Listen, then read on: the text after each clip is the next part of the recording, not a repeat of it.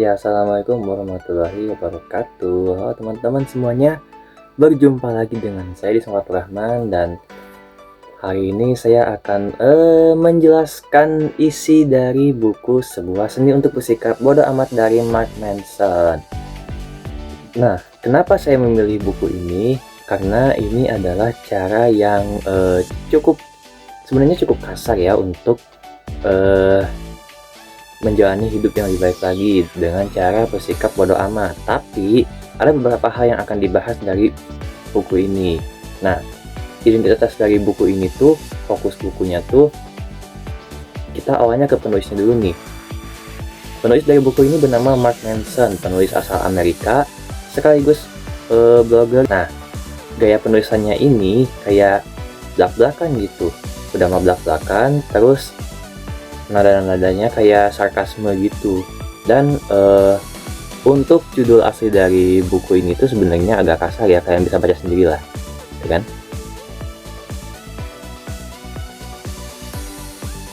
Nah, setelah kita ke fokus bukunya, kali ini saya mau menjelaskan tentang beberapa bab yang akan saya bahas dari buku Sebuah Seni Untuk Bersikap Bodoh Amat ini. Pertama adalah berhenti untuk menyenangkan semua orang. Nah, kenapa sih kita harus berhenti untuk menyenangkan semua orang? Karena kebalikannya, tidak semua orang itu harus disenangi.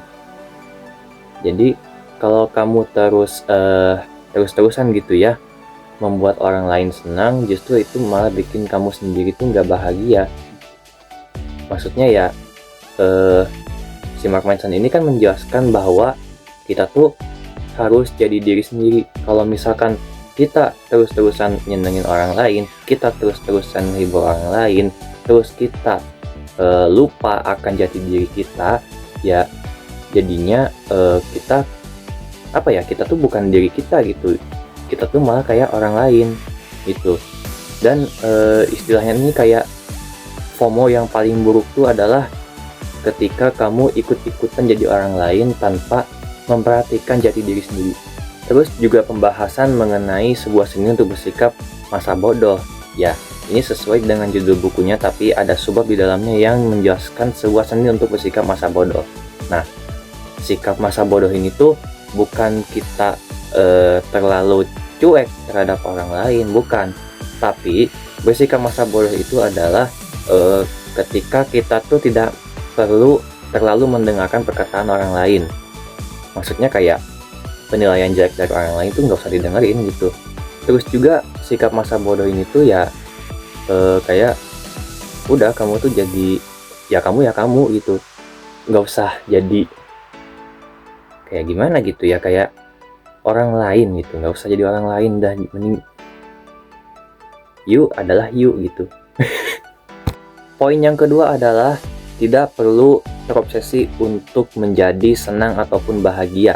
Nah, kenapa? Semakin kita terus-terusan mencari kebahagiaan, semakin kita nggak bahagia. Nah, kenapa? Jadi, Mark Manson tuh mengatakan ya, tidak semua orang bisa menjadi luar biasa. Ada para pemenang dan pecundang di masyarakat, dan ada beberapa di antaranya tidak adil dan bukan akibat kesalahan Anda. Nah, artinya adalah memang bagus cari kebahagiaan yang kamu suka, cari hobi yang kamu suka, tapi ingat, jangan terus-terusan nyari kebahagiaan yang nggak ada ujungnya. Yang maksudnya gini, misalkan kita nyari suatu hobi nih, misal hobi ngitung di matematika gitu. Nah, tapi kalau misalkan kita terus-terusan ngejar gitu sebuah kepuasan, ya kita gak akan puas sebenarnya mah. Lalu yang ketiga adalah belajar menerima kenyataan bahwa hidup itu penuh tantangan dan penuh penderitaan ya.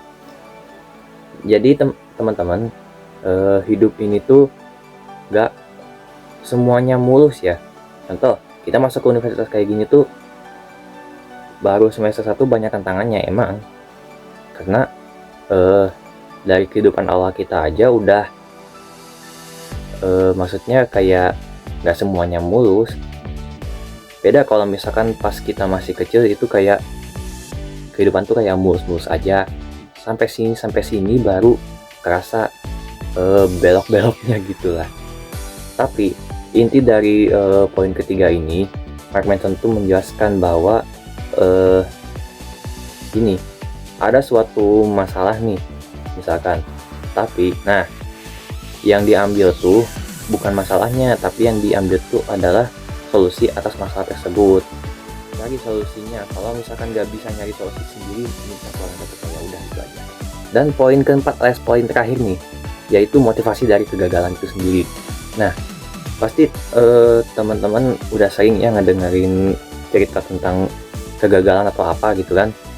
Nah, tapi ya udah aku jelasin lagi lah tentang kegagalan.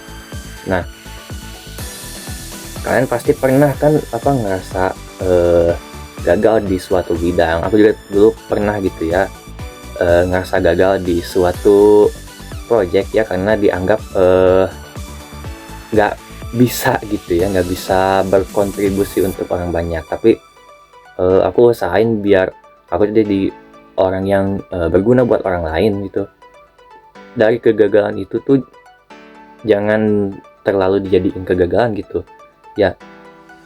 Kita sebenarnya walaupun merasakan kegagalan, tapi jangan terlalu dirasa, cari solusinya, cari jalan keluar atas kegagalan itu. Oke, mungkin sekian dulu video dari saya, kurang lebihnya mohon maaf apabila ada kesalahan dari perkataan saya, mohon maaf. Wassalamualaikum warahmatullahi wabarakatuh. Nah, udah selesai.